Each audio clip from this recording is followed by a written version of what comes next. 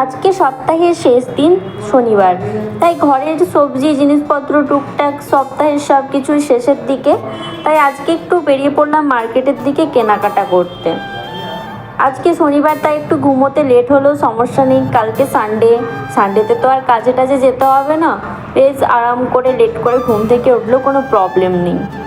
মার্কেটটা আমার বাড়ি থেকে 10 মিনিট মতো লাগে বাইকে গেলে, তাই অফিস থেকে এসে স্নান করে খাওয়া দাওয়া করে বেরিয়ে পড়লাম।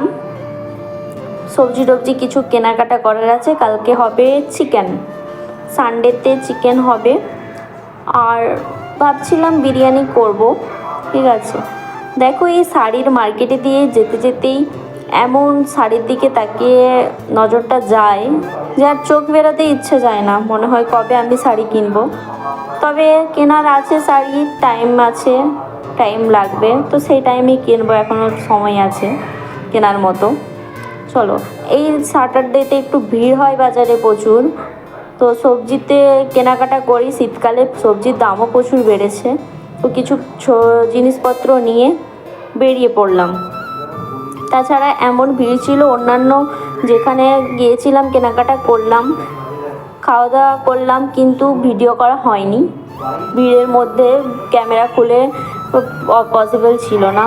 তার জন্য জিনিসপত্র কিনে নিয়ে আসলাম, নিয়ে এনে ভিডিও করে দিলাম। কালকে চিকেনটা আনা হবে, তারপর রান্নাবান্না